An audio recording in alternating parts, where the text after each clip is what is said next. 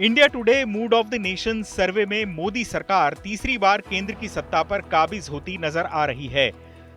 सर्वे के नतीजों के अनुसार एनडीए के खाते में 306 सीटें तो इंडिया गठबंधन के खाते में 193 लोकसभा सीटें जाती दिख रही हैं। ऐसे में अलग अलग राज्यों के नतीजे जानना भी दिलचस्प है। आइए आपको बताते हैं कि वो राज्य कौन से हैं जहां के परिणाम इंडिया गठबंधन के पक्ष में झुके हुए हैं और वो राज्य कौन कौन से हैं जहां बीजेपी या एनडीए का एकाधिकार बना हुआ है। पहले बात उन राज्यों की जहां एनडीए का प्रदर्शन पिछली बार की ही तरह शानदार है। राजनीतिक तौर पर देश के सबसे अहम सूबे उत्तर प्रदेश में कुल 80 लोकसभा सीटें हैं। इनमें एनडीए को 72 तो विपक्ष के इंडिया गठबंधन को 8 सीटें मिलती दिखाई दे रही हैं। यानी यहां बीजेपी अपना प्रदर्शन दोहराने जा रही है। इसके बाद बात कर्नाटक की।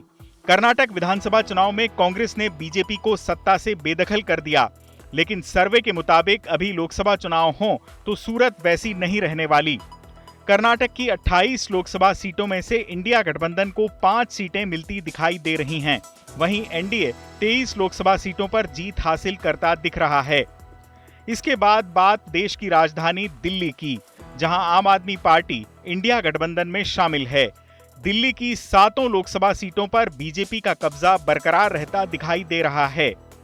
राजस्थान में भी लोकसभा की सभी 25 सीटें एनडीए को जाती दिख रही हैं, जबकि राज्य में इंडिया गठबंधन के खाते में एक भी सीट जाती नजर नहीं आ रही। इसी तरह मध्य प्रदेश में 29 लोकसभा सीटों में एनडीए के खाते में 23 तो इंडिया गठबंधन के खाते में 6 सीटें जाती दिख रही हैं। अब जिक्र उन राज्यों का जहां इंडिया गठबंधन ने चौंका दिया है। सबसे पहले बात महाराष्ट्र की। महाराष्ट्र में महाविकास अघाड़ी में टूट-फूट के बावजूद इंडिया गठबंधन को फायदा होता दिख रहा है। यहां इंडिया गठबंधन को 28 सीटें तो एनडीए को 20 लोकसभा सीटें मिलती दिखाई दे रही हैं। पिछली बार यहां अकेली बीजेपी की 23 सीटें आई थीं, यानी महाराष्ट्र में एनडीए को नुकसान होता दिख रहा है।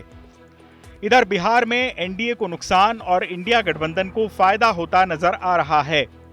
इंडिया गठबंधन को बिहार में 26 तो एनडीए को केवल 14 सीटें मिलती दिखाई दे रही हैं, जबकि पिछली बार एनडीए को यहां 39 सीटें मिली थीं।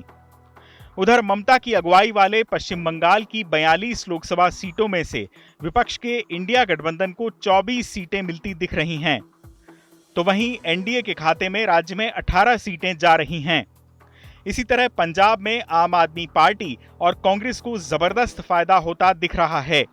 पंजाब की 13 लोकसभा सीटों में से इंडिया गठबंधन को 12 सीटें मिलती दिखाई दे रही हैं।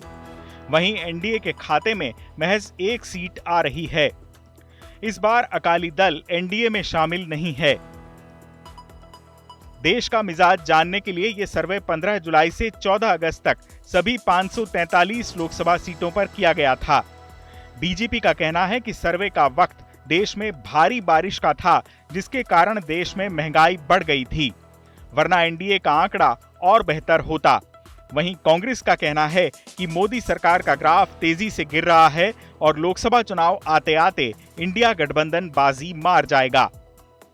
चुनाव आज तक।